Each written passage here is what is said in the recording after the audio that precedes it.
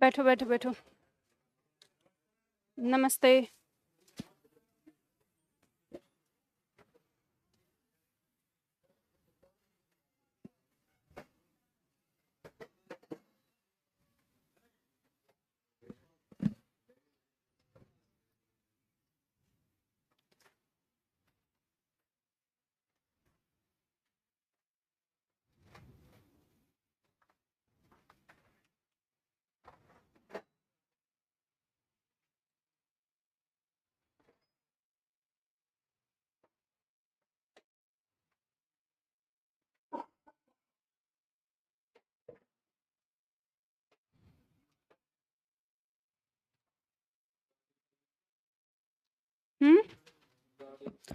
नहीं, सीधा हम टॉपिक करेंगे।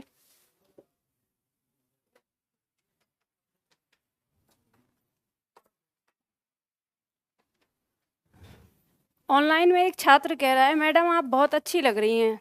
ये बताओ बुरी कौन से दिन लगती हूँ? इस तरह की कमेंट वमेंट मत किया करो, मैं उनमें से नहीं हूँ। हाय अच्छी लगती हूँ कैसे बोल दिया, इस तरह की कमेंट करना। एक बात बताओ, आप लोग इन सब बातों में ही रहते हो या कुछ पढ़ाई लिखाई कुछ दिमाग में चलती है कि नहीं? इंसान दो ही तरह का होता है, या तो बहुत अच्छा होता है या तो बहुत बुरा होता है, ठीक है? तो ये कि आप अच्छी लग रही हो, आपके कपड़े अच्छे लग रहे हैं, या आपके बाल अच्छे लग रहे हैं, कि आँख अच्छी लग रही है, कि नाक अच्छी लग रही है, कि कान अच्छे लग रहे हैं, ये सारी चीज़ें ना, ये सब आपको शोभा नहीं देती, समझ गए? आप स्टूडेंट हो और टीचर को टीचर की तरह से ही देखा करो, और ये सारी चीज़ें मन तक ही रहने देना चाहिए। इसे अवचेतन मन तक रखो, चेतन मन में अगर आती हैं तो चीज़ें गड़बड़ हो जाती हैं, ठीक है? तो क्लास में ये सब चीज़ें अच्छी नहीं लगती। और एक बात याद रखना, लड़कियों को तारीफ एक ही व्यक्ति से अच्छी लगती है, हर किसी से नहीं। मैं उन्हीं लड़कियों में से हूँ, मुझे तारीफ अपने हस्बैंड से ही अच्छी लगती है, बाकी और लोगों से नहीं। बाकी और लोगों पे गुस्सा आता है। अब पढ़ाई की तारीफ किया करो, पढ़ाती कैसा हूँ वो अच्छा लगेगा। चलो,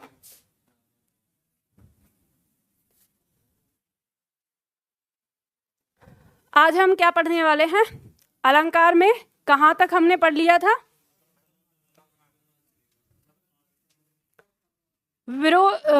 वक्रोक्ति तक हमने कर लिया था ना। आज हम अर्थ अलंकार पढ़ने वाले हैं। चलो,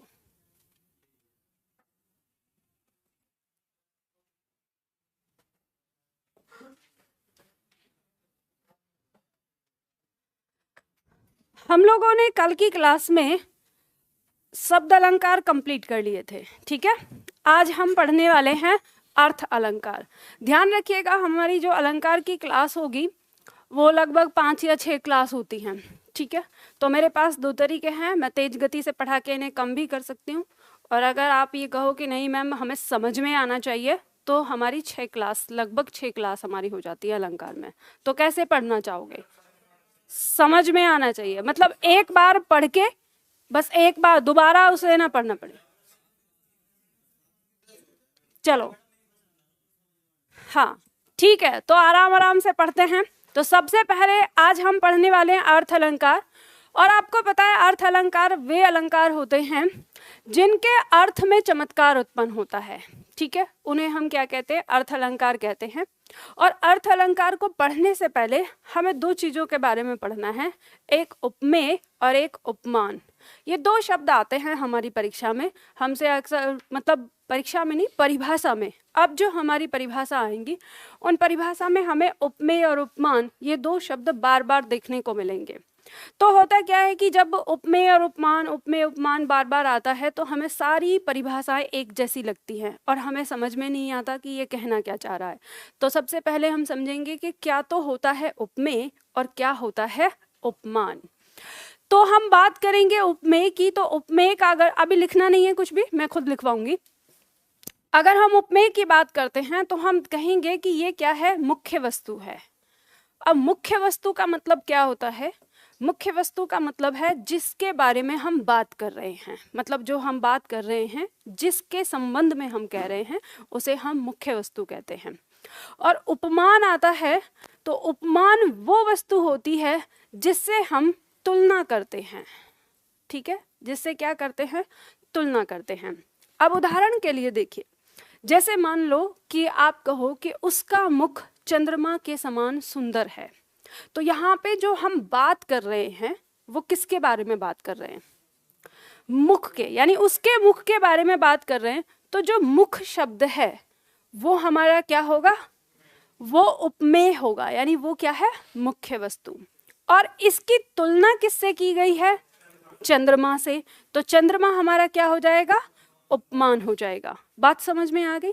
जैसे हम कहते हैं कि उसकी आंखें मछली के समान हैं, तो यहाँ पे हमारे लिए जो मुख्य वस्तु है वो क्या है, आंखें, और तुलना किससे हो रही है, मछली से, तो मछली क्या हो जाएगी, उपमान, ठीक है। इसी तरह से कहते हैं कि वह जब चलती है तो मानो हिरनी चल रही है। अगर इस तरह से बात करते हैं तो इसमें मुख्य वस्तु क्या है, उसका चलना, यानी उसकी चाल, और उसकी तुलना किससे हो रही है, हिरनी की चाल से। तो उपमान क्या है, हिरनी का चलना, और मुख्य वस्तु क्या है, उसका चलना, ठीक है। बात समझ में आ गई। अब यहाँ पर कई बार ऐसा भी होता है कि हमें ना समझ में नहीं आए कि पंक्ति कही गई है और हमें समझ में नहीं आ रहा क्या उपमेय है क्या उपमान है, तो आपको एक ट्रिक बताती हूँ, और वो ट्रिक 100% नहीं 90% ही काम करेगी, ये बात ध्यान रखना। 100% साहित्य में कुछ भी नहीं होता, क्योंकि कवि की बात ऐसी है कि उसके बारे में कहा भी गया है, जहाँ ना पहुँचा रवि वहाँ पहुँचा कवि। तो कवि को अगर ये लिख जाए कि भाई ये लोग इस तरह से इस बात को 100% साबित कर रहे हैं, तो वो कुछ ना कुछ ऐसा कर देगा कि उसमें भी अपवाद डाल देगा। तो इसलिए हम 90% बात कर रहे हैं। जब भी कभी उपमेय होगा तो आप ध्यान देना कि मानव शरीर या शरीर के अंग या मानव की भावनाएं, इन सब का वर्णन किया गया होगा, ठीक है। तो वो हमारा किस में आता है, उपमेय में आता है। और जो प्रकृति ने बनाया है, यानी जो भगवान ने बनाया, जो प्राकृतिक रूप से मिलता है, वो आपका किस में आएगा, उपमान में आएगा। जैसे हमने कहा उसका मुख चंद्रमा के समान सुंदर है, तो मुख क्या है, शरीर का अंग है, तो ये हमारा उपमेय हो गया। और सुंदरता किससे दिखाई जा रही है, चंद्रमा से, तो किसने बनाया चंद्रमा, ईश्वर ने, ठीक है।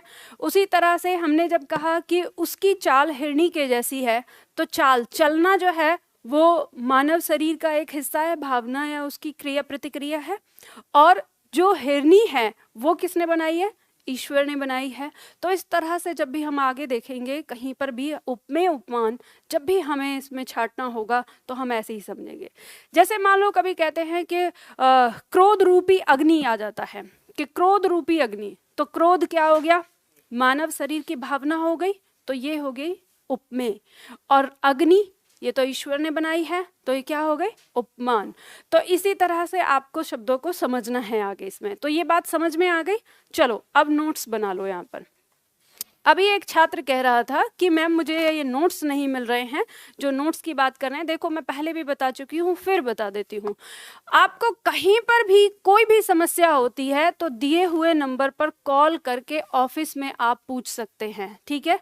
अगर आप इतना कष्ट नहीं कर सकते तो एक बात सुन लो, जब आप अपने बैच में आते हो तो आपको ये 3 बॉक्स दिखाई देते हैं इस तरह से, जिसमें पहले लिखा होता है लाइव, यहाँ से आप लाइव क्लास लेते हैं। इसमें लिखा हुआ है डेमो क्लास, ये डेमो क्लास है, और यहाँ लिखा हुआ है सभी कक्षाएं। तो जिस बॉक्स में सभी कक्षाएं लिखा हुआ है, जब आप इस पे क्लिक करते हैं तो ये इस तरह से खुलेगा, जिसमें 3 हिस्से, यहाँ पर वीडियो, यहाँ नोट्स और यहाँ एक्सरसाइज। तो ये जो नोट्स है यहाँ पे आप क्लिक करेंगे, यहाँ आपको सारे नोट्स मिल जाएंगे। समझ गए। अब ये जितने भी हैं, जो इकाई 1, इकाई 2, इकाई 3 के नाम से हैं, और जो हम अभी पढ़ रहे हैं वो इकाई 6 है। समझ गए।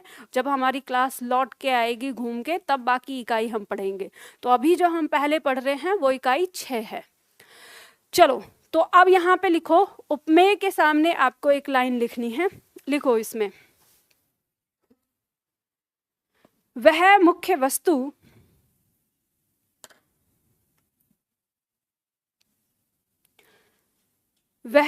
वस्तु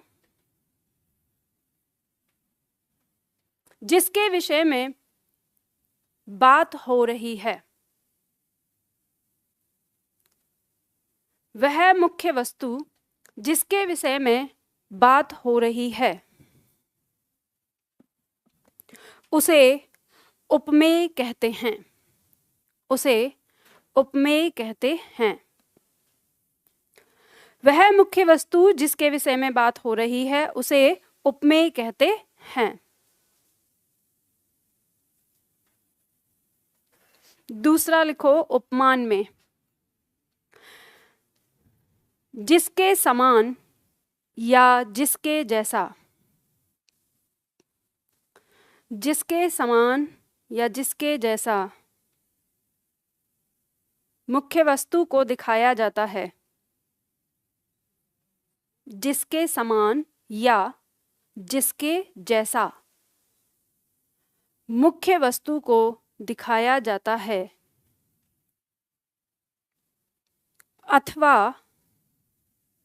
अथवा जिससे मुख्य वस्तु की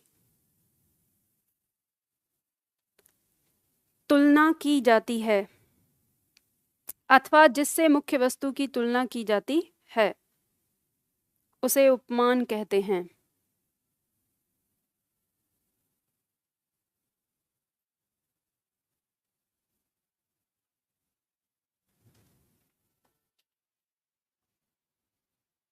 उसे उपमान कहते हैं।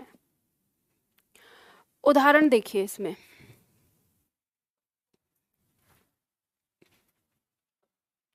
जैसे मान लीजिए हमने लिखा, पहले ही उदाहरण लिया कि उसका मुख चंद्रमा के समान है।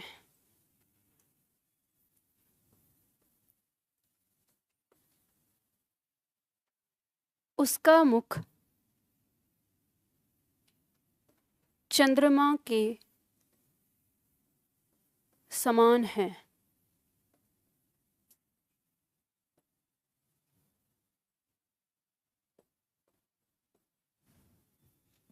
या चंद्रमा के समान सुंदर है।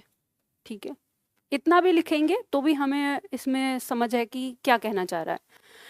तो यहाँ पर जो मुख है ये क्या है? उपमेय। और जो चंद्रमा है ये क्या है? उपमान। यह हमने जो ये कहा था कि शरीर के अंग और प्रकृति की चीजें, ये उपमेय उपमान का जो मैंने बताया था, तो उसमें 90% इसलिए कहा था क्योंकि 10% में कभी कभी जो कवि है वो उल्टा कह सकता है। वो ये कह सकता है कि ये जो चंद्रमा है ये तुम्हारे मुख के समान सुंदर है, तो मतलब वो उल्टा बोल सकता है। तो अब यहाँ पे क्या हो गया कि वो चंद्रमा के बारे में बात कर रहा है, तो यहाँ पे चंद्रमा हो गया उपमेय, और वो उसे किसके जैसा दिखा रहा है? नायिका के मुख के जैसा दिखा रहा है। तो वहां पे ध्यान देना है। बात समझ में आ गई आपको? चलो अब इसके बाद आते हैं, हम उपमा अलंकार की बात करते हैं। उपमा अलंकार की परिभाषा लिखो। लिखो इसकी परिभाषा। जहां उपमेय में उपमान की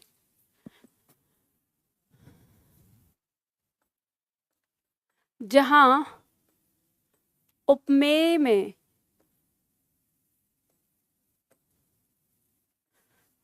उपमान की समानता बताई जाए,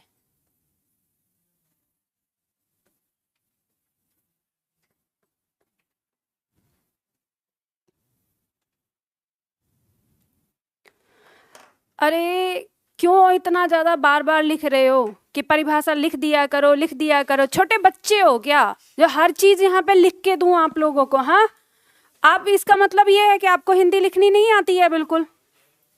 बार बार एक ही कमेंट, नॉन स्टॉप आप इसे लिख रहे हैं। मतलब ये देखो, इस छात्र पर जो ये लिख रहा है बार बार कि परिभाषा लिख दिया करो, लिख दिया करो, नॉन स्टॉप ये पिछले 5 मिनट से उसको कॉपी पेस्ट करने में लग रहा है। अब आप समझ सकते हो कि क्या तो ये पढ़ रहा होगा, हाँ, क्या तो ये पढ़ रहा होगा और क्या ये सीख रहा होगा। और टीम, मैंने आपसे कहा है ना कि कमेंट पर आप ध्यान दिया करो। यहाँ अगर आप ध्यान नहीं दोगे कमेंट पर तो मुझे बोलना पड़ेगा, फिर क्लास डिस्टर्ब होगी। और इस तरह के छात्र को ब्लॉक कर दिया करो जो एक से अधिक बार कमेंट करता है, क्योंकि मुझे यहाँ पे इस वाले बैच में 3,500 स्टूडेंट हैं, क्योंकि ये ऑफर की वजह से हुआ है, ये पहली बार हुआ है, तो 3,500 स्टूडेंट लाइव पढ़ रहे हैं इसमें। तो अब ये लगाओ कि सारे, अब अगर 3,500 एक साथ इसमें कमेंट करेंगे तो फिर तो इसकी स्पीड क्या होगी। तो ये मुश्किल से मुझे लगता है कि 5-10 स्टूडेंट हैं जो कमेंट कर रहे हैं। मतलब बाकी अगर 3.5 में अगर हमें देखें कि 1000 स्टूडेंट भी इस समय हमको बैठ के पढ़ रहे हैं, देख रहे हैं, तो सबके सब शांत बैठे हुए हैं। ये ऐसे दुष्ट प्रवृत्ति के लोग हैं कि जो ऑनलाइन में भी शांत नहीं रह सकते, है ना। और फिर ऊपर से ये कहते हैं, अब आप जानते हो मैं कमेंट पे क्यों बोल रही हूँ, क्योंकि एक कमेंट बार बार आ रही है रिपीट, ऑफलाइन वालों पे ही ध्यान दे रहे हैं, ऑनलाइन वालों से तो बात ही नहीं कर रही हैं। ये कमेंट आ रही है बार बार कि चलो, तो बात समझ में आ गई। तो आपने देखो क्या लिखा, ये परिभाषा आपने बचपन से पढ़ी है और इसको याद रखना है, बिल्कुल याद रखना है, क्योंकि परिभाषा में कैसे पूछा जाएगा, मतलब आपकी परीक्षा में जो आएगा पूछा जाएगा, जहां उपमेय में उपमान की समानता बताई जाती है वह कौन सा अलंकार होता है। तो इस तरह से आपको पूछा जाएगा, तो इसे आपको याद रखना है। अब इसके बाद आपको लिखिए अर्थात करके। अर्थात, अर्थात जहां मुख्य वस्तु को, अर्थात जहां मुख्य वस्तु को, अर्थात जहां मुख्य वस्तु को किसी दूसरी वस्तु के जैसा, किसी दूसरी वस्तु के जैसा बताया जाता है। अर्थात जहां मुख्य वस्तु को किसी दूसरी वस्तु के जैसा बताया जाता है वहां उपमा अलंकार होता है, वहां उपमा अलंकार होता है।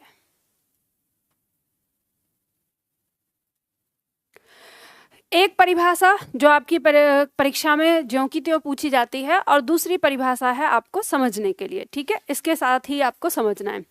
अब इसमें नीचे इसकी पहचान लिख लीजिए, दिया हुआ है पहचान। पहचान क्या होगी, आप कैसे पहचान कर सकते हैं, तो लिखिए इसमें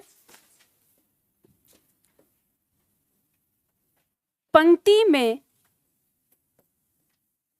सा, सी, सो, सरिस,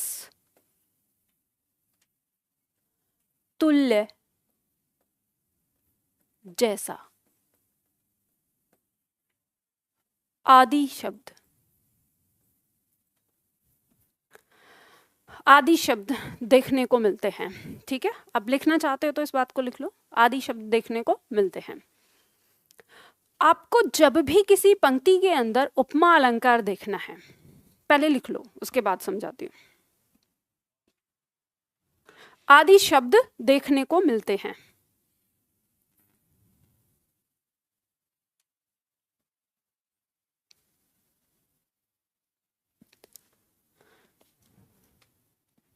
लिख लिया। देखो हमने परिभाषा क्या लिखी, हमने कहा जहां उपमेय में उपमान की समानता बताई जाए। तो सबसे पहले इस बात को समझना, जहां उपमेय में मतलब मुख्य वस्तु में, उपमान मतलब जिससे तुलना हो रही है, की समानता बताई जाए। तो कहा है कि मुख्य वस्तु को उपमान के जैसा दिखाया जा रहा है, उसके जैसी बात कही जा रही है कि जो मुख्य वस्तु है उसमें उसके जैसी चीज है, जो भी गुण है जिसके बारे में बात कर रहे हैं। तो वहां हमारा क्या होता है, उपमा अलंकार होता है। उपमा का मतलब होता है समान, ठीक है। उपमा का अर्थ क्या होता है, समान। तो जहां उपमा शब्द लिखा है ब्रैकेट में लिख लो, इससे आपको परिभाषा याद रहेगी। ये वो शॉर्ट की होगी या एक चाबी होगी जिस चाबी से आप पहचान कर सकते हैं। तो उपमा का अर्थ याद रखो, समान। याद रखना ये जो हमने शब्द लिखे हैं, इन सारे शब्दों का अर्थ है के समान, के समान। मतलब अब इनके अलावा कोई और ऐसा शब्द आ जाए जिसका अर्थ के समान होगा तो वो भी इसी के अंदर आएगा। बात समझ में आ गई ना? हम अगर किसी और शब्द का, अगर सीधा सीधा हम के समान शब्द का प्रयोग भी करें तो वो भी हमारा उपमा अलंकार में आएगा। तो आपको ये बात समझनी है, ये हमारा उपमा अलंकार होता है। अब उदाहरण देखो, उदाहरण कह रहा है सागर सा गंभीर हृदय हो, गिरि सा ऊंचा हो जिसका मन। अब पंक्ति देख लो। सबसे पहले तो आपको ऐसे ही समझ में आ गया, जैसे ही आपने पंक्ति देखी, सा दिया है, सा दोनों दिए है, समझ में आ गया इसमें कौन सा अलंकार है, उपमा अलंकार है। राधा बदन चंद्र सो सुंदर, सो दिया है, हमें पता चल गया उपमा अलंकार है। ऊषा सुनहले तीर बरसाती, जय लक्ष्मी सी उदित हुई, तो सी आ रहा है, तो यहाँ पे हमारा क्या हो गया, उपमा अलंकार। लेकिन अब हम इसका अर्थ जान लेते हैं, क्योंकि अर्थ अलंकार तो अर्थ से ही पहचान में आएगा ना। तो देखो पंक्ति कहती है सागर सा गंभीर हृदय हो। हृदय किसके समान गंभीर हो, सागर के समान गंभीर हो। तो हृदय क्या है यहाँ पर, उपमेय। सागर क्या है यहाँ, उपमान। गिरि सा ऊंचा हो जिसका मन, जिसका मन किसके समान ऊंचा हो, गिरि मतलब पर्वत, ठीक है। तो यहाँ पे जिसका मन पर्वत के समान ऊंचा हो और जिसका हृदय सागर के समान गंभीर हो या गहरा हो, ठीक है। तो यहाँ पे हमें बात समझ में आ गई कि किस तरह से तुलना हो रही है। पंक्ति कहती है राधा बदन चंद्र सो सुंदर। राधा का बदन, बदन मतलब शरीर, किसके समान सुंदर है, चंद्रमा के समान सुंदर है। तो यहाँ पे पंक्ति में भी क्या हो रही है, तुलना हो रही है। तो जहाँ पे तुलना हो रही है उससे, उसके जैसी दिखाया जा रहा है कि इसके जैसा है ये, तो वहाँ हमारा उपमा अलंकार। ऊषा सुनहले, इस ऊषा का मतलब है सुबह, ठीक है। सुबह सुनहले तीर बरसाती, जय लक्ष्मी। जय लक्ष्मी का अर्थ है वीरांगना। वीरांगना मतलब वह स्त्री जो युद्ध में विजयी हुई हो, उसको हम जय लक्ष्मी बोलते हैं। तो जो सुबह है वो सुनहरे तीर बरसाते हुए आ रही है, मतलब सुबह हो रही है, तो अंधकार पे, रात्रि पे जो प्रकाश की किरणें आ रही हैं, प्रकाश की किरणों को सुनहरे तीर की उपमा दी गई है यहाँ पर। तो वहाँ पर हम देखते हैं कि जो सुबह है वो सुनहरे तीर बरसाते हुए एक वीरांगना के समान उदित हो रही है। ये जो पंक्ति है हमारी, इस पंक्ति में हमारा जो मैंने आपको कहा ना 10% वाला हिस्सा, वो उपमेय उपमान है।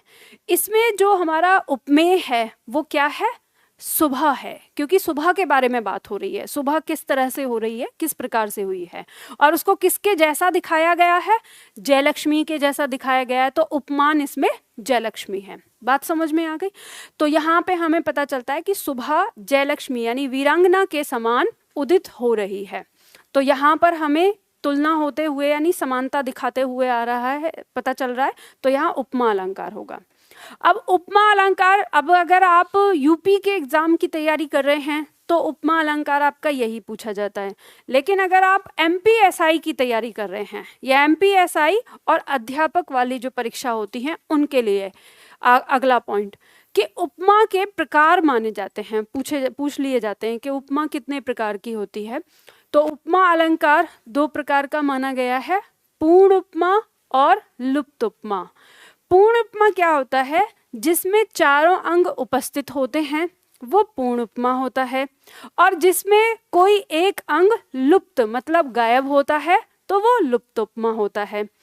अब सवाल उठता है कि 4 अंग हैं कौन से, ये हमें जानना है कि भाई सबसे पहले अब ये 4 अंग उपस्थित होना और 4 में से कोई एक गायब होना, तो ये 4 अंग हैं क्या। तो वो चीज यहाँ पे आप समझो कि उपमा अलंकार के अंदर मुख्य 4 अंग क्या होते हैं। तो उपमा अलंकार के अंदर मुख्य 4 अंग होते हैं। एक होता है उपमेय, एक होता है उपमान, एक होता है समान धर्म। समान धर्म मतलब वो गुण जो दोनों में बताया गया है, उपमेय और उपमान में, और वाचक शब्द। वाचक शब्द होता है जिस शब्द से हमें ये पता चले कि इसका अर्थ के समान है।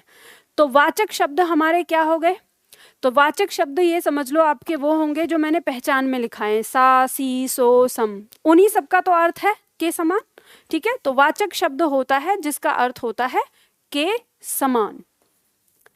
और समान धर्म मतलब ये गुण की बात कर रहा है, वह गुण जो दोनों में है। ठीक है, और मुख्य वस्तु उपमेय, और जिससे तुलना हो रही है उपमान।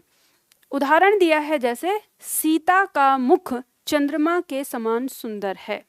अब इसमें अगर हमसे कोई पूछे कि उपमेय क्या है, तो बात जिसके बारे में हो रही है, तो बात किसके बारे में हो रही है? मुख के बारे में, तो ये उपमेय हो गया। इसकी तुलना किससे हो रही है? चंद्रमा से, तो ये क्या हो गया? उपमान। और इसमें जो गुण है, यानी मुख में और चंद्रमा में जो गुण है वो क्या है? सुंदर, दोनों ही सुंदर हैं, तो ये समान धर्म हो गया। और के समान का अर्थ देने वाला शब्द क्या कहलाएगा? वाचक शब्द। अब इसमें आपको एक बात बताती हूँ, क्योंकि ये तो हमने गद्य वाली पंक्ति ली है, तो वहां पे आपको हमेशा ध्यान रखना है, वाचक शब्द तो आप पहचानते ही हैं, सा, सी, सो, सम, तुल्य, जैसा, इस तरह से, या सरिस। जैसे ही ये शब्द आए, इस शब्द से ठीक पहले जो होगा वो उपमान होता है। समझ गए? जैसे मान लो हमने अभी उदाहरण भी देखे, अगर मैं आपको बताऊं, जो हमने कुछ उदाहरण देखे, सा लगा है, उससे पहले सागर, उपमान। सा लगा है, उससे पहले गिरी, उपमान। इसी तरह से चंद्र, सो दिया है, चंद्र उपमान हो गया। इसी तरह से यहाँ पर सी दिया है, जयलक्ष्मी, ये भी उपमान। तो बात समझ में आ गई? यानी उपमान तो आपको मिल जाएगा के समान के शब्द के पहले ही। तो इसी तरह से अब उदाहरण देखते हैं इसमें। तो हमने क्या पढ़ा उपमा अलंकार के दो प्रकार के अंदर, कि उपमा अलंकार दो प्रकार का, पूर्ण उपमा, ये पूर्ण प्लस उपमा से बना है पूर्ण उपमा, और ये लुप्त प्लस उपमा से बना है लुप्त उपमा। ठीक है, तो जिसमें चारों अंग उपस्थित हैं, जैसे पीपर, पात, सरिस, मन, डोला, ये पंक्ति दी है हमारी। तो ये इस पंक्ति में हमारा उपमा का कौन सा भेद होगा? तो आपको खोजने कि चारों अंग आ गए तो ये हमारा पूर्ण उपमा हो जाएगा।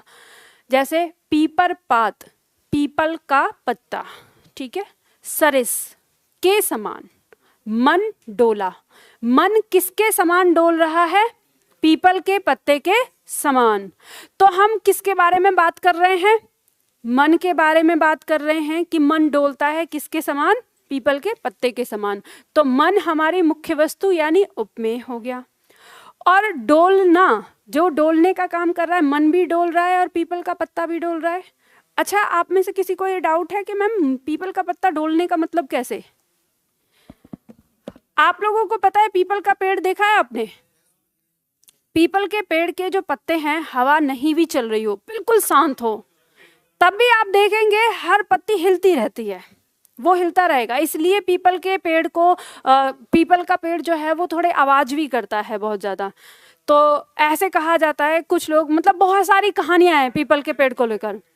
हाँ, ऐसा भी कहा जाता है। देखो वो किससे कहानी क्या है, आप लोगों को ये नहीं पता। जो हमारे पुराने, अगर हम अपनी संस्कृति की बात करें, तो आप अपनी उस संस्कृति में कोई भी लॉजिक अगर आपको दिया गया है, तो उसके पीछे ना एक रहस्य छिपा होता है, और वो ऐसा रहस्य जो शायद आप लोग उसकी तरफ कभी ध्यान ही नहीं देते।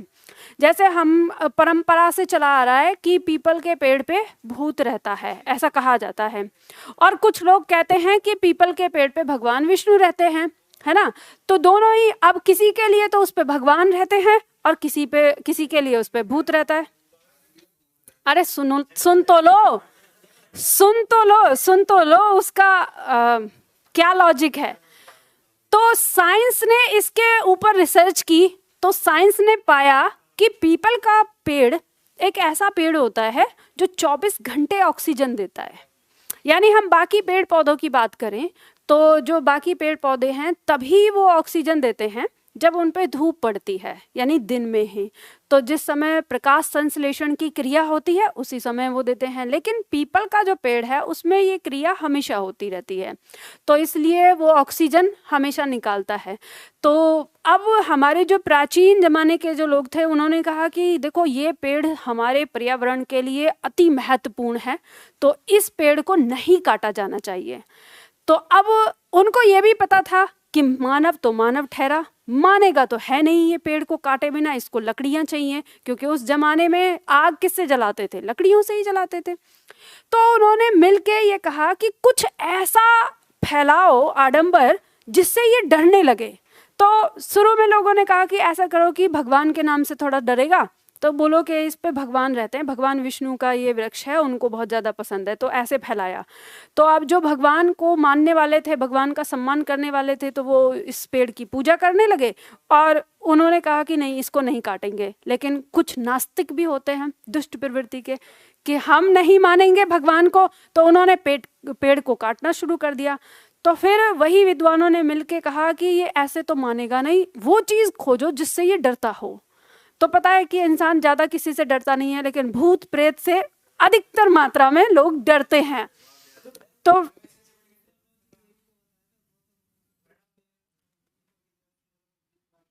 हाँ, बात ये है ना, देखो फिर यही बात है ना कि अब उनको डरा दिया कि इस पे भूत रहता है। अब कुछ ऐसे भी लोग हैं कि जो भूत से भी नहीं डरते। तो आदमी की कमजोरी खोजी जाती है कि ये किस चीज से इस चीज को बख्शेगा। तो वही वैसी ही कहानियां उससे, जो बुद्धिजीवी लोग थे वो उस कहानियां उससे जोड़ते रहे, और इसीलिए पीपल के पेड़ से बहुत सारी कहानियां जुड़ गई हैं।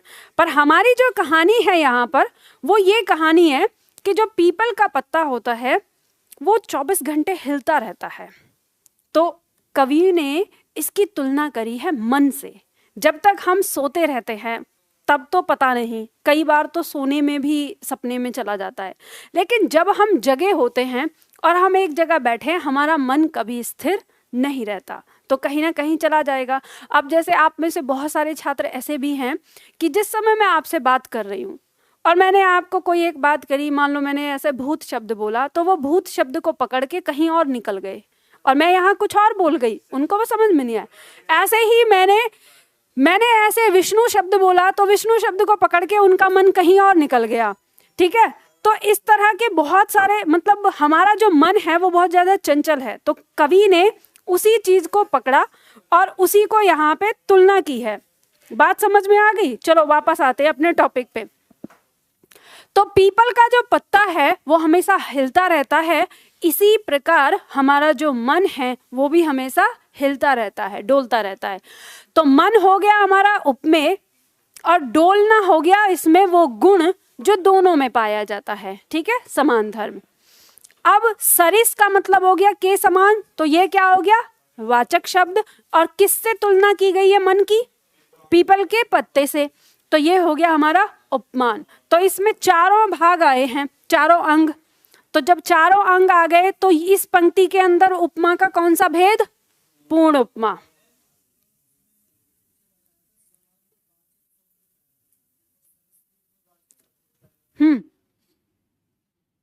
नहीं, सरिस का अर्थ होता है के समान। जिस शब्द का अर्थ के समान होगा वही क्या होगा? वाचक शब्द।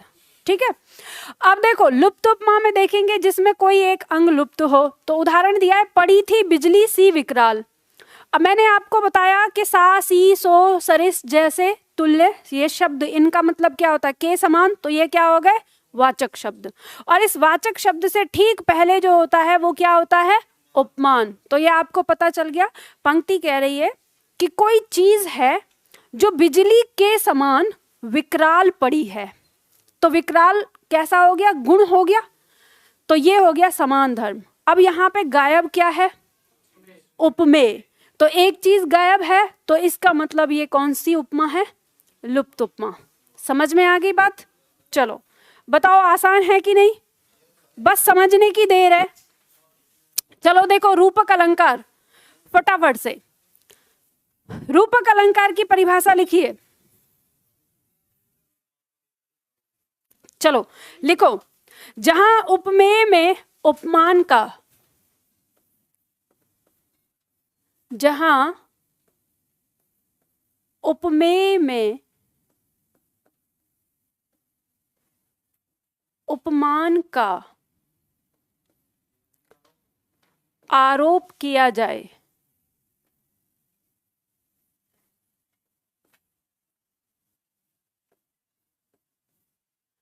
ब्रैकेट में लिखिए,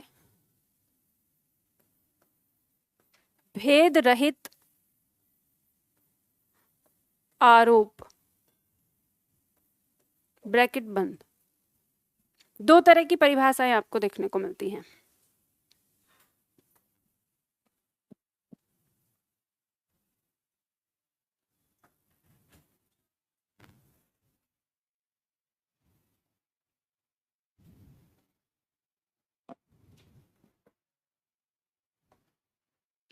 बात समझ में आ गई? क्या समझ में आई? समझ लो इसको। पंक्ति कहती है जहां उपमेय में उपमान का आरोप किया जाए। ठीक है, जब हम किसी के ऊपर आरोप लगाते हैं तो एक बात समझना कि जब हमने किसी के ऊपर आरोप लगा दिया, सपोज करो दो भाई हैं, एक जैसे दिखते हैं, शकल में कैसे दिखते हैं? एक जैसे। अब एक गया, उसने जाके चोरी कर ली। अब पुलिस वाले को बताया, किसी ने उसका फोटो खींच लिया कि जिसकी चोरी की, तो पुलिस वाले को उसने दिखाया कि देखो इस व्यक्ति ने मेरी चोरी करी है। तो अब पुलिस को पता चल गया ये कौन है, वो उसके घर पे चलेगा, वहां पे उसका जुड़वा भाई था जो उसकी जैसी शक्ल से दिख रहा है। पुलिस ने जैसे ही उसको देखा, धर दबोचा। तो ये यहाँ पे इस पे जो आरोप लगा चोरी का, वो किस कारण से लगा? क्योंकि उसका रूप उसके जैसा है। किस कारण से लगा? रूप के जैसा। तो आरोप कब लगता है? जब उसके जैसा रूप हो। तो इस परिभाषा को समझने के लिए बात ध्यान रखिएगा कि जहां उपमेय और उपमान का एक ही रूप बता दिया जाए। समझ गए? अब पंक्ति में आपको अर्थ कैसे दिखेगा कि उपमेय रूपी उपमान या उपमान रूपी उपमेय। इसमें क्या होता है, थोड़ा सा कंफ्यूजन होता है, हमें पता ही नहीं चलता कि हम उपमेय के बारे में बात कर रहे हैं कि उपमान के बारे में बात कर रहे हैं। आखिर किस चीज के बारे में बात कर रहे हैं? दोनों क्या है, एक दूसरे पे आरोपित होते हुए लगते हैं। तो इसीलिए शब्द दिया है आरोप किया जाए। आरोप किससे होता है? रूप के कारण। और रूप से मतलब रूपी, ये पहचान है, ये ध्यान रखिएगा, ट्रिक है। तो हमने पंक्ति में क्या लिखा कि जहां उपमेय में उपमान का आरोप किया जाए, यानी भेद रहित आरोप, अर्थात, आगे लिखो समझने वाली चीज में, अर्थात जब मुख्य वस्तु, अर्थात जब मुख्य वस्तु उपमान का रूप धारण कर ले, जब मुख्य वस्तु उपमान का रूप धारण कर ले।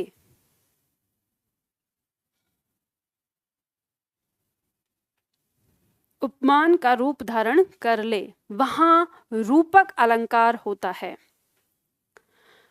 वहां रूपक अलंकार होता है।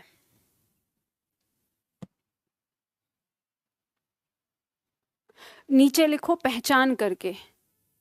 अगर स्पेस ना बचा हो तो उदाहरण की बगल में लिख लेना। अगर किसी के पास स्पेस ना बचा हो तो उदाहरण की बगल में लिख लेना ना, पहचान करके लिखो। अर्थ में उपमेय के साथ, अर्थ में उपमेय के साथ रूपी शब्द का प्रयोग, अर्थ में उपमेय के साथ रूपी शब्द का प्रयोग।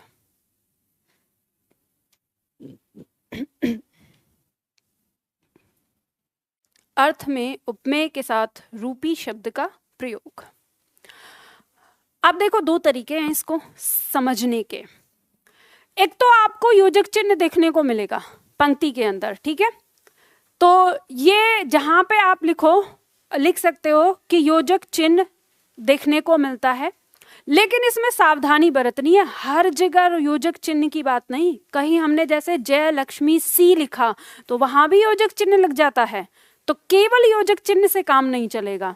तो आपको कैसे ध्यान रखना है, ये योजक चिन्ह आया हो उपमेय, योजक चिन्ह उपमान, इस रूप में, यानी जहां योजक चिन्ह लगा हो तो उस योजक चिन्ह के दोनों ओर आपको ये पहचान करनी है कि उपमेय उपमान का संबंध रखने वाले शब्द हैं।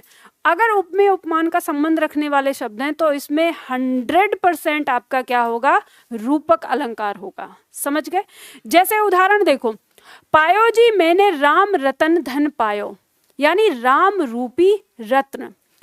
मीरा जी कह रही हैं कि मैंने जो, यानी राम जो है, जिस राम को उन्होंने पाने की बात कही है, उस राम की तुलना रत्न से, रत्न धन से की है कि उनको जो राम धन प्राप्त हुआ है वो उसके लिए राम धन नहीं, क्या है, रत्न धन है। तो इन्होंने कहा राम रूपी रत्न। तो उपमेय और उपमान, उपमेय और उपमान के बीच में योजक चिन्ह है। समझ गए? जैसे दूसरी पंक्ति, चरण कमल बंदो हरिराई।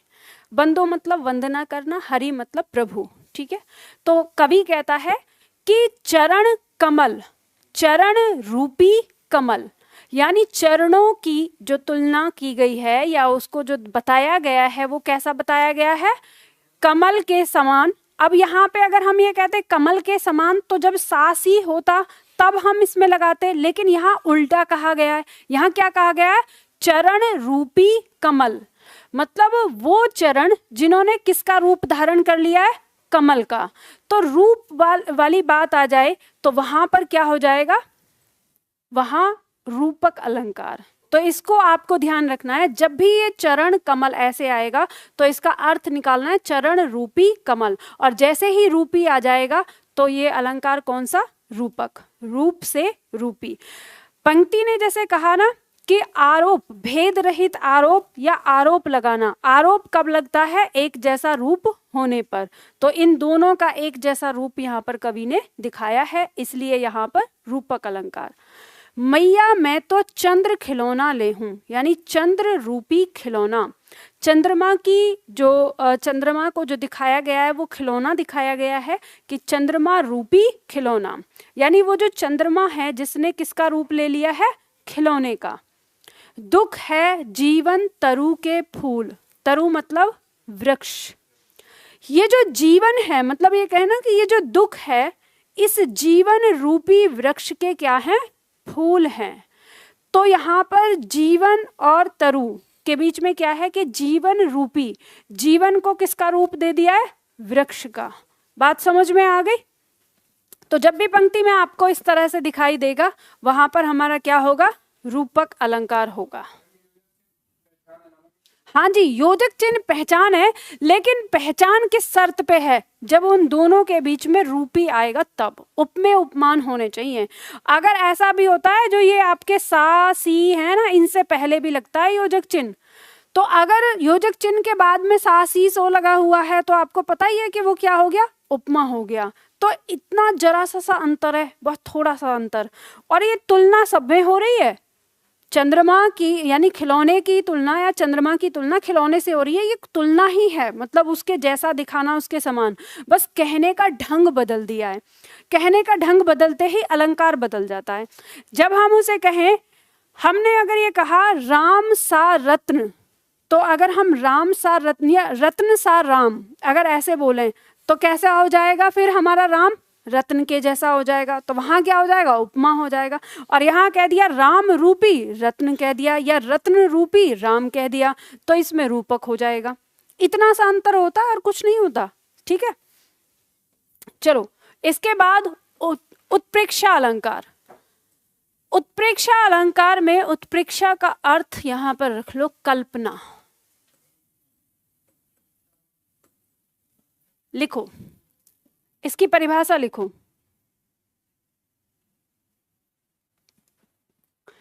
लिखो इसमें जहां उपमेय में, जहां उपमेय में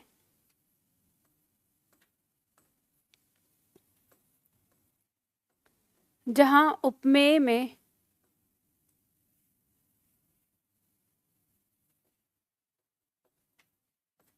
उपमान की कल्पना कराई जाए,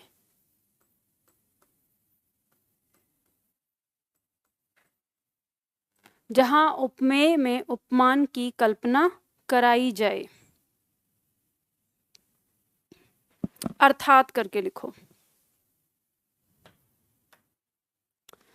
जहां मुख्य वस्तु को, जहां मुख्य वस्तु को किसी दूसरी वस्तु के, किसी दूसरी वस्तु के जैसा होने की, किसी दूसरी वस्तु के जैसा होने की कल्पना कराई जाए, किसी दूसरी वस्तु के जैसा होने की कल्पना कराई जाए, वहां उत्प्रेक्षा अलंकार होता है।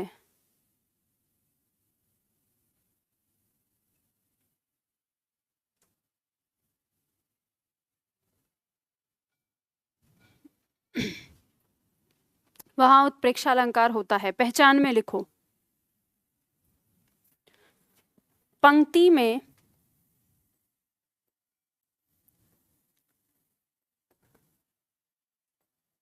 मानो, मनहु, जानो, जनु, ज्यों आदि।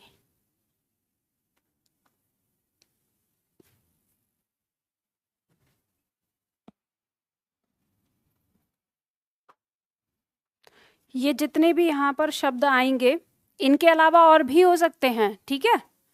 इन सब का अर्थ क्या होगा, यानी किस अर्थ वाले शब्द की बात कर रहे हैं हम, जिसका अर्थ होगा मानो की,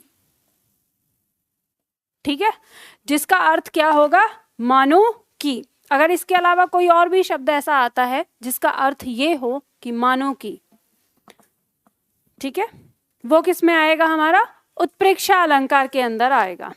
बात समझ में आ गई? लिख लिया आप लोगों ने? देखो, उत्प्रेक्षा अलंकार में मैंने आपको बताया कि इसकी जो परिभाषा है वो कहती है जहां उपमेय में उपमान की कल्पना कराई जाए, वहां क्या होता है, उत्प्रेक्षा अलंकार होता है। और उत्प्रेक्षा में याद रखना कल्पना, जहां आपसे कहा जाए मानो कि ऐसा, यानी आपसे चाहे कल्पना हो या ना हो लेकिन आपको उसके जैसी कल्पना करनी ही है, तो वहां पर हमारा क्या होता है, उत्प्रेक्षा अलंकार होता है। जैसे उदाहरण देखेंगे हम, उदाहरण दिया है, सोहत ओढ़े पीत पट श्याम सलोने गात मानो। अब जैसे मानो दिया है तो मानो को देखते ही आप तुरंत समझ जाएंगे कि इसमें कौन सा अलंकार है, उत्प्रेक्षा। इसी तरह से पाहुन ज्यों आए हो, तो ये जो ज्यों, इसका मतलब मानो की, ठीक है। तीसरा कह रहा है, उस काल मारे क्रोध के तन कांपने उसका लगा मानो हवा के। जैसे ही मानो आ गया तुरंत आपको पता चल जाएगा क्या है, इसमें उत्प्रेक्षा अलंकार है। जब इस तरह की आपके परीक्षा में कोई भी पंक्ति आती है तो 4 ऑप्शन पे आपको जाना है, 4 ऑप्शन पे आपको देखना है कि इसके अंदर कौन कौन सा लग रहा है, जो नहीं है उसको काटते जाना, आंसर मिल जाएगा। पर क्योंकि हम अर्थ अलंकार पढ़ रहे हैं तो हमें अर्थ भी जानना जरूरी है। तो देखो, किसी शब्द का अर्थ जैसे निकालना होता है, मैं इसलिए आपको बता रही हूँ कि हर शब्द का अर्थ जानने की कोशिश करो। अगर आपको एग्जैक्ट नहीं पता चलेगा तो उसके आसपास आपको पता चल जाएगा। जैसे सोहत का मतलब होता है शोभायमान, ओढ़े मतलब पहनना, ओढ़ना, पीत माने पीला, पट माने वस्त्र। याद रखना, पर्यायवाची, विलोम शब्द, अनेकार्थक शब्द, ये बहुत मदद करते हैं आपकी। पट शब्द जो है वो हमारा अनेकार्थक शब्द होता है, ठीक। तो यहाँ पे हम देखते हैं, कहा है कि पीला वस्त्र ऐसा शोभायमान हो रहा है जो पहना हुआ है, श्याम सलोने गात, गात माने शरीर, सलोना मतलब सावला, श्याम मतलब कृष्ण के लिए आया है। तो कृष्ण के सावले शरीर पर पीले रंग का वस्त्र ऐसा शोभायमान हो रहा है जैसे मानो कि नीलमणि शैल पर आतप परो प्रभात। आतप मतलब बिल्कुल एकदम सुबह का जो होता है, ठीक है, जो सुबह की जो रोशनी, जैसे सूरज निकल के आता है और तभी वो किरणें अगर किसी नीलमणि शैल पर, नीलमणि शैल कैसी होती है, हल्की सावले रंग की होती है, काले रंग की, तो उन शैल पर, उस पर्वत पर अगर सुबह का पीला पीला प्रकाश जिस तरह से पड़ता है और वो जो इतना सुंदर लगता है, वैसे ही कृष्ण पीले वस्त्र धारण करके लग रहे हैं। अब आपने चाहे एक बार भी न देखा हो वो दृश्य, लेकिन आपको कल्पना तो करनी पड़ेगी, मान लेना पड़ेगा कि वो सुंदर लगता है, भले ही आपको ना लगे सुंदर, है ना, लेकिन आपको क्योंकि कवि कह रहा है तो मानना पड़ेगा। तो जहां हमें कल्पना करनी पड़ रही है वहां हमारा कौन सा अलंकार है, उत्प्रेक्षा। दूसरा पॉइंट कहता है कि पाहुन ज्यों आए हो गांव में शहर के, मेघ आए बड़े बनठन के सवर के। अब पंक्ति कहती है कि यहाँ पे पाहुन मतलब रिश्तेदार, और पाहुन का मतलब है दामाद से भी, पावना जिसे बोलते हैं, यहाँ अर्थ जो है वो दामाद से ही है, कि दामाद हैं जो शहर के हैं और कहाँ आए हैं, गांव में आए हैं। अब कोई अपनी ससुराल में जाएगा तो ऐसे तो चला नहीं जाएगा कि ऐसे ही चला गया, ठीक है, तो बनठन के ही जाएंगे।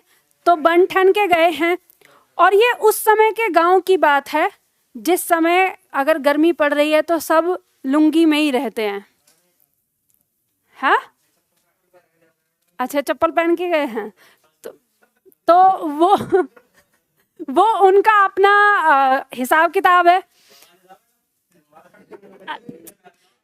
देखो सुनो, आप अपने किस्से कहानी ना अपने पास तक रखा करो, तुम यहाँ का आनंद खत्म कर देते हो।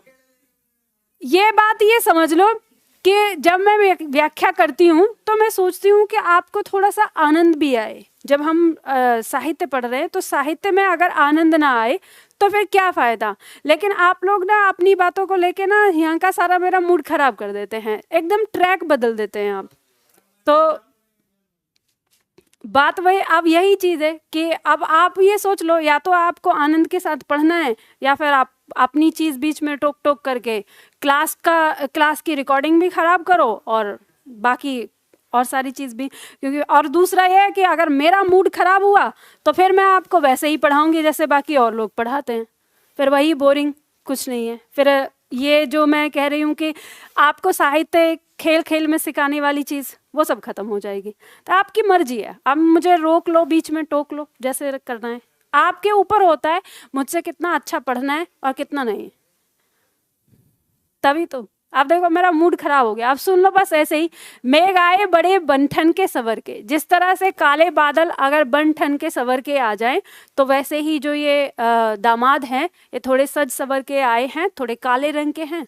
और ऐसा माना जाता है कि जो काले लोग होते हैं उनको सजना सवरना लोग ऐसे समझते हैं, अगर वो सज सवर लें तो मजाक बनाते हैं।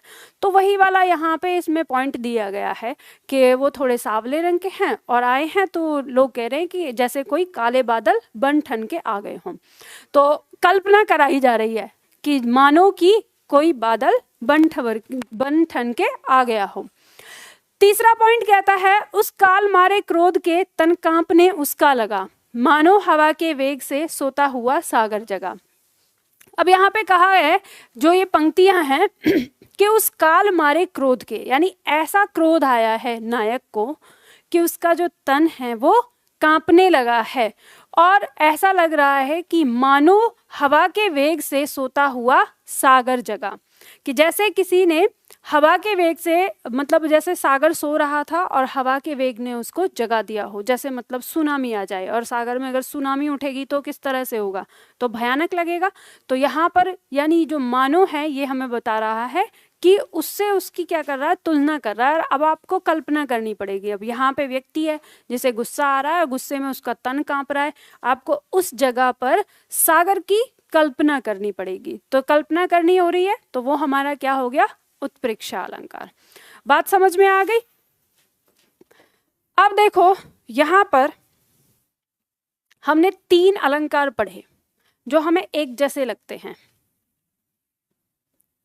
एक है उपमा अलंकार, दूसरा है रूपक अलंकार और तीसरा है उत्प्रेक्षा अलंकार। इन तीनों में आपको कंफ्यूजन रहता है क्योंकि इनमें सबकी परिभाषा क्या है, उपमेय में उपमान की, उपमेय में उपमान की, उपमेय में उपमान की, इसी तरह से शुरू होती है।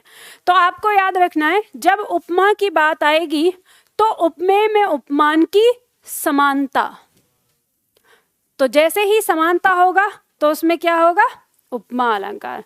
और रूपक, उपमेय में उपमान का आरोप, और आरोप किस पे लगता है, एक जैसा रूप होने पर, वही क्या हो जाएगा, रूपक। और ये आएगा उपमेय में उपमान की कल्पना। ठीक है, तो कल्पना होता है। ठीक है, तो यहाँ पे समझ में आ गया आप लोगों को 3 पॉइंट, 3 शब्द, 3 अलंकार, अंतर अलग अलग हो जाएगा। इसी में कंफ्यूजन होता है कि उपमेय में उपमान का, उपमेय में उपमान का क्या होता है। जब उपमेय में उपमान की समानता होगी तो उपमा अलंकार, उपमा का मतलब समानता से होता है। रूपक, जहां उपमेय में उपमान का भेद रहित आरोप हो चाहे केवल आरोप हो, जैसी भी परिभाषा आएगी आरोप शब्द खोजना है आपको। जैसे ही आरोप हो तुरंत रूपक। आरोप किस पे लगता है, एक जैसा रूप होने पे, ऐसे ही याद रखना, तो वो क्या हो जाएगा, रूपक। और जैसे ही उत्प्रेक्षा की बात हो तो उत्प्रेक्षा कहता है कल्पना। परिभाषा में आपको कल्पना शब्द मिल जाए, उत्प्रेक्षा। अब बताओ क्या नहीं समझ में आया कि नहीं समझ में आया? आ गया समझ में? ठीक है, चलो आगे बढ़ते हैं। शब्दावली अपने आप याद करो, अब इतना समय नहीं है, 1.5 घंटे आपकी लगातार क्लास देनी पड़ेगी तभी चीजें समझ में आएंगी, नहीं तो लंबा टॉपिक जाएगा। अपने आप पढ़ाई करो, ठीक है। चलो, अतिशयोक्ति अलंकार। अतिशयोक्ति अलंकार की परिभाषा लिखिए। लिखिए, जहां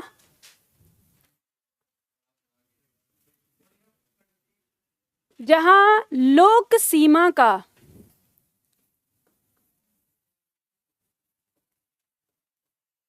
अतिक्रमण करके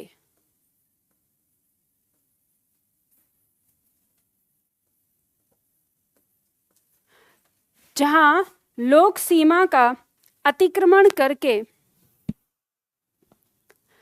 किसी बात को बढ़ा चढ़ाकर,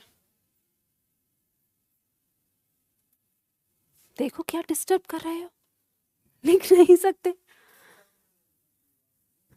जहां लोक सीमा का अतिक्रमण करके किसी बात को बढ़ा चढ़ाकर पेश किया जाए,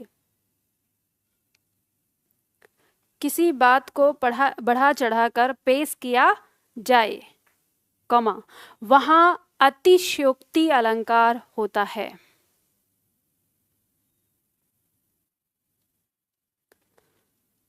वहां अतिशयोक्ति अलंकार होता है। नाम को देख लो, अतिशय उक्ति। अति मतलब बहुत अधिक, शय मतलब बढ़ा चढ़ाकर, उक्ति मतलब कथन, कहना। किसी बात को बहुत अधिक बढ़ा चढ़ाकर कहना क्या कहलाता है? अतिशयोक्ति। बस यही परिभाषा है, नाम से ही याद है, ठीक है। अब जैसे देखो, इसके लिए एक चीज और आपको बता देती हूँ। जब पंक्ति के अंदर कोई ऐसी बात कही गई हो जिसका होना संभव ही नहीं है, मतलब आप ये जान लो कि उस बात को करने वाला अगर ईश्वर है तो ठीक है, तब तो हम मान सकते हैं कि वो हो सकता है।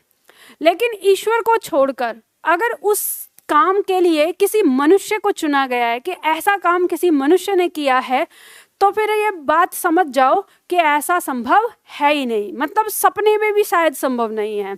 तो वहां क्या होगा? अतिशयोक्ति अलंकार होगा। जैसे आप देखते हैं साउथ की मूवी, बहुत ज्यादा अतिशयोक्ति होती है। जैसे ही पतला दुबला सा हीरो होगा और इतने मोटे मोटे ताकतवर विलन, और वो एकदम से उठा के अपना पैर ऐसे जमीन पे रखेगा जमीन पे, बाद में पहले वो उछल जाएंगे।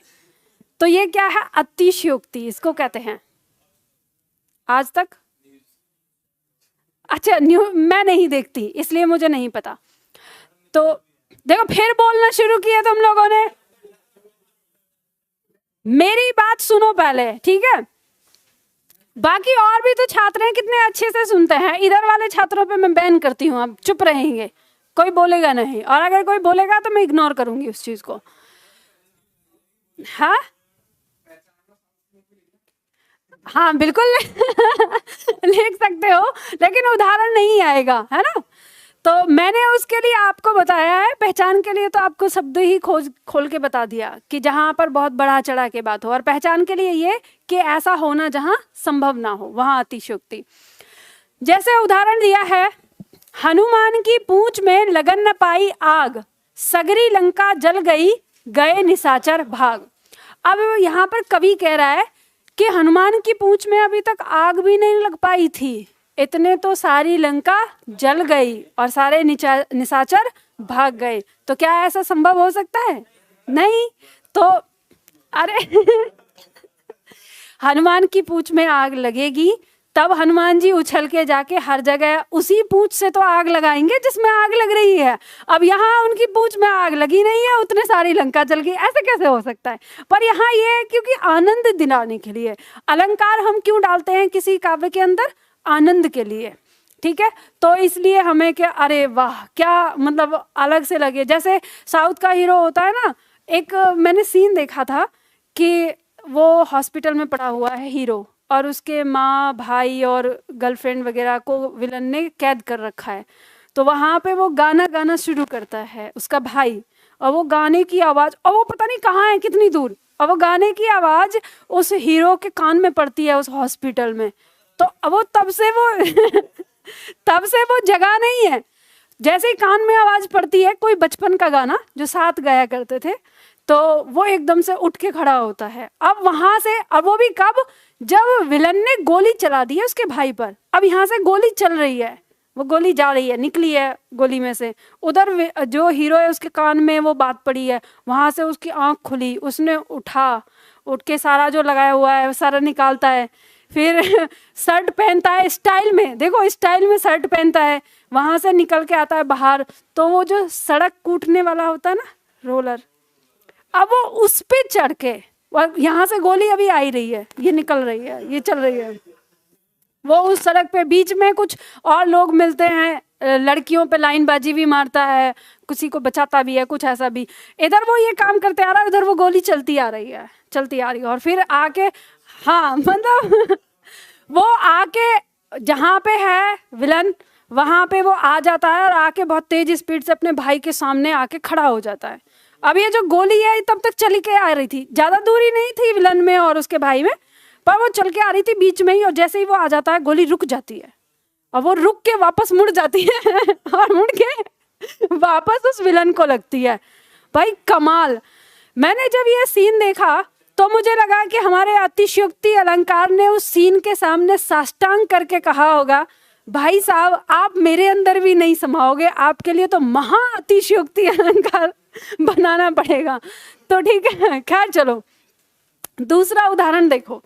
कह रहा, आगे नदियां पड़ी अपार, घोड़ा कैसे उतरे पार, राणा ने सोचा इस पार, तब तक चेतक था उस पार। यानी आगे नदी है, नदी में बाढ़ आई हुई है, गहरी नदी है, और राणा प्रताप नदी के किनारे ये खड़े होकर सोच रहे हैं कि इस नदी को घोड़ा कैसे पार करेगा। अब वो सोचते ही हैं, इतने वो देखते हैं कि वो तो नदी से पार हो गए। यानी जो चेतक है उसकी गति इतनी ज़्यादा बताई है कि राणा की सोच यानी उनके मन से भी ज़्यादा बताई है। तो ऐसा होना संभव नहीं है। तो ऐसा होना संभव नहीं, तो वहां पर क्या हो गया? अतिशयोक्ति अलंकार। नंबर 3 कहता है, इतना रोया था मैं उस दिन, ताल तलैया सब भर डाले। बाप रे, इतना रोया था कि ताल तालाब सब भर डाले। अगर ऐसा होता ना तो फिर पानी की कमी कभी होती ही नहीं। सब लोग मिलके रो लेते और तालाबों को भर लेते अपने गांव के, पानी आराम से मिलता रहता। ठीक है, चलो अब देखो चौथा उदाहरण हमारा कहता है कि भूप सहस 10 एक ही बारा, लगे उठावन टरत नटारा। अब ये रामायण से है, रामचरितमानस से पंक्तियां ली गई हैं। ये उस समय का किस्सा है जब रामचंद्र जी ने धनुष उठाया था, तोड़ दिया था, तो सीता के स्वयंवर से। तो कहा है भूप मतलब राजा। और जिस शब्द का अर्थ बता देती हूँ, बगल में लिख लिया करो, बैठ के आनंद ही ना ले, केवल समझ गए, पढ़ भी लो। भूप माने राजा, राजा का पर्यायवाची है। ठीक है, सहस का मतलब है हजार, 10,000 राजा एक ही बार में उस धनुष को उठाने लगे। और टरत नटारा, और जो वो धनुष है वो 1 इंच भी इधर से उधर नहीं हुआ। पहली बात तो 10,000 राजा एक साथ उठा ही नहीं सकते। आपको पता है, मान लो अगर ये धनुष यहाँ से लेके यहाँ तक इतना बड़ा होगा, अगर 10 लोग खड़े होंगे तो 5 इधर 5 इधर, तो 10 लोग ही उसको पकड़ पाएंगे। 10 के बाद मुझे लगता है 11वां 12वां इंसान तो पकड़ ही नहीं पाएगा। और 10,000, वो भी इतनी बड़ी, कहाँ तक कैसे लाइन लगेगी, किस तरह से? तो संभव ही नहीं है उसको पकड़ना। तो संभव नहीं है, तो इसका मतलब इसमें क्या है? इसमें अतिशयोक्ति अलंकार है। ठीक है, नंबर 5 की बात करते हैं। पानी परात को छुयो नहीं, नैनन के जलसो पग धोए। पंक्ति कहती है कि पानी परात को, कि पानी और परात को छुए नहीं, अपने नैनों के जल से ही पैरों को धो दिया। तो ये उस समय का किस्सा है जब कृष्ण के पास, जब सुदामा जी गए थे तो कृष्ण अपने मित्र से मिले तो उन्होंने अपने नैनों के जल से उनके पैरों को धोया। तो ऐसा संभव नहीं है, ठीक है, कृष्ण के लिए भी नहीं है, ये बात ध्यान रखिएगा। ऐसा नहीं कह सकते, वो इस तरह से खुलेआम चमत्कार नहीं करते थे कि बात बात पे चमत्कार कर दें। तो ये इस पंक्ति में क्या है, अतिशयोक्ति अलंकार है। भ्रांतिमान अलंकार और संदेह अलंकार, दो अलंकार आपके हैं। तो इस अलंकार को हम कल पढ़ेंगे, लेकिन इससे पहले आपको मुझे 2 शब्दों में अर्थ बताना है। ये अलंकार उन्हीं 2 शब्दों पे निर्भर करते हैं। एक शब्द है शक और एक शब्द है भ्रम। आपको ये बताना है कि दोनों ही शब्द एक हैं या दोनों में कोई अंतर है। अगर दोनों में कोई अंतर है तो इनमें क्या अंतर है ये बताइए। एक एक करके बताओ। हाँ, शक पूरा होता है और अच्छा, भ्रम, अच्छा, शक में झूठा होता है। अरे एक एक रुक जाओ, सब बताना। हाँ, अच्छा, गलतफहमी में। हाँ, अच्छा, हाँ बताओ। अच्छा, और अच्छा, भ्रम पक्का होता है, शक पक्का नहीं होता। ये और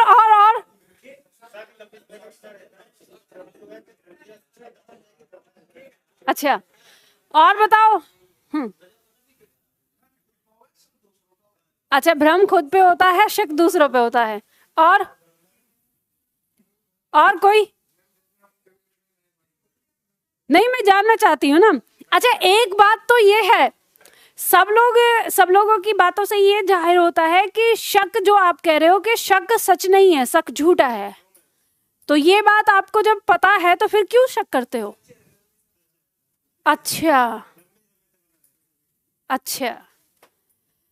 चलो अब देखते हैं ऑनलाइन वाले क्या कह रहे हैं। देखकर अंतर पता नहीं कर पाते। अच्छा, ठीक है, शक झूठा भ्रम है। ये क्या हुआ, शक झूठा भ्रम है, क्या बात है, एक लाइन में। हाँ, एक ही है दोनों? मुझे तो मालूम नहीं, दोनों एक ही होते हैं।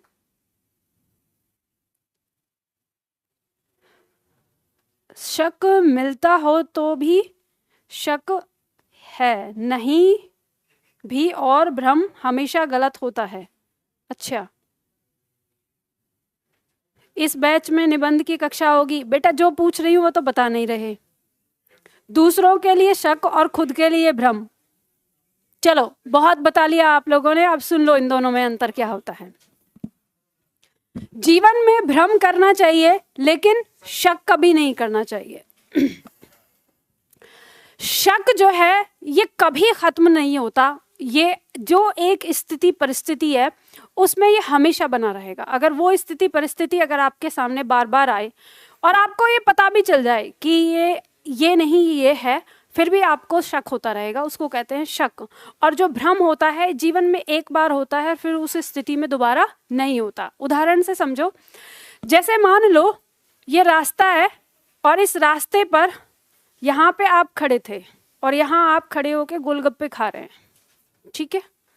अब इस रास्ते पे सामने से आपको दिखाई दिया कि आपका दोस्त आ रहा है, तो जैसे ही आपने इसको देखा तो आपने एकदम पीछा फेर लिया, यार इसको भी खिलाने पड़ेंगे। फिर 2 मिनट में ही आपको एहसास हुआ कि अरे कोई बात नहीं है, 10 रुपए के खा भी लेगा तो क्या हो जाएगा, दोस्त तो है। तो आपने फिर पलट के देखा तो अब ये यहाँ से चलते चलते यहाँ तक आ गया है। तो जैसे ही आपने इसको देखा तो आपको पता चला कि ये मेरा दोस्त था ही नहीं, ये तो मेरे दोस्त के जैसा था। तो ये आपको क्या हुआ था? भ्रम। अब आप उसको देख रहे हैं, उसने यहाँ पे कुछ काम किया और ये वापस लौट गया और वापस इस स्थिति पे जा रहा है और यहाँ पे भी वो ऐसा ही दिख रहा है उसके जैसा, लेकिन अब आपको ये पता है कि ये मेरा दोस्त नहीं है। तो यहाँ पे इस चीज को कहते हैं भ्रम। यानी एक जैसी स्थिति, जो पहले स्थिति हुई थी यहाँ, ये स्थिति हुई तब आपको भ्रम हुआ, लेकिन वही स्थिति जब दोबारा उत्पन्न हुई तो आपको फिर दोबारा भ्रम नहीं हुआ कि ये मेरा दोस्त है। तो आपको स्थिति क्लियर हो गई। तो इसको कहते हैं भ्रम। शक क्या होता है? शक होता है जैसे मान लीजिए कि आप यहाँ मुखर्जी नगर में पढ़ने आए हैं और यहाँ आपकी एक महिला मित्र हैं, तो आप उनसे पढ़ाई खत्म करते हैं रात को 1 बजे और हर दिन 2 मिनट 4 मिनट बात करते हैं। तो आज उनका फ़ोन बिजी जा रहा है, तो आपको डाउट है, आप इंतज़ार करते हैं। 5 मिनट बाद उनका कॉल आता है, तो आप पूछते हैं किससे बात कर रहे थे? तो वो बताती है कि मेरे पिताजी साउथ में गए हुए हैं और उनके पिताजी जो दिल्ली पुलिस में हैं, तो किसी काम से गए हुए हैं। अब उनके पिताजी को पता है कि मेरी बेटी रात को 1-2 बजे तक पढ़ती है। अब दिन में उन्हें टाइम नहीं मिला तो उन्होंने रात को 1 बजे ही बात की है। तो अब उनका टूर जो है वो ऐसा है 8 दिन का कि वो दिन में बिजी रहने वाले हैं और रात में ही बात करते हैं। तो उनके जो पिताजी है वो तो हर दिन बात करते हैं। अब आपके पिताजी हर दिन बात नहीं करते तो इसमें वो क्या करें? लेकिन उन्होंने आपको सारी कहानी बता दी, तो आपने कहा अच्छा ठीक है। अगले दिन फिर आपने कॉल किया 1 बजे, तो उनका फ़ोन फिर बिजी जा रहा था। तो आपने फिर कहा किसका फ़ोन था? तो उन्होंने कहा बताया था ना कल, पापा का फ़ोन था। नहीं, हमारे पापा जी तो नहीं बात करते हर रोज। तो उन्होंने कहा कि लेकिन मेरे पापा तो हर दिन बात करते हैं और दिन में 2-2 बार बात करते हैं। ठीक है चलो। तीसरे दिन फिर आपका उसी टाइम पे आपने कॉल किया, फिर बिजी जा रहा है। स्थिति एक हो रही है, ध्यान रखना, स्थिति एक बन रही है। तो आप बोले कि अच्छा एक काम करो, जो अभी तुमने कॉल किया है ना उसका स्क्रीनशॉट भेजना मेरे पास। तो उन्होंने स्क्रीनशॉट भेज दिया, वहां लिखा था पापा जी।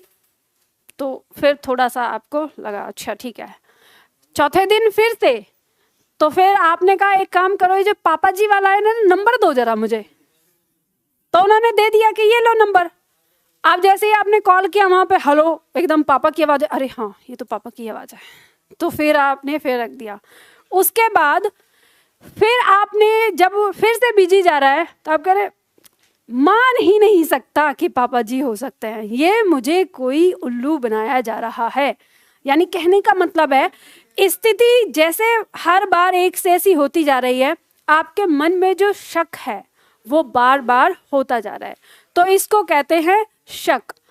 तो हमारे यहाँ पर 2 अलंकार हैं, एक है संदेह अलंकार और एक है भ्रांतिमान अलंकार। तो जो भ्रांतिमान अलंकार है उसमें भ्रम होता है और जो संदेह अलंकार है उसमें शक होता है।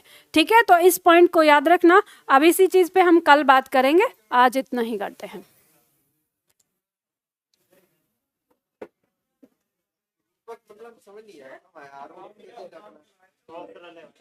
उसके जैसा रूप लिया हुआ जो होता है उसे कहते हैं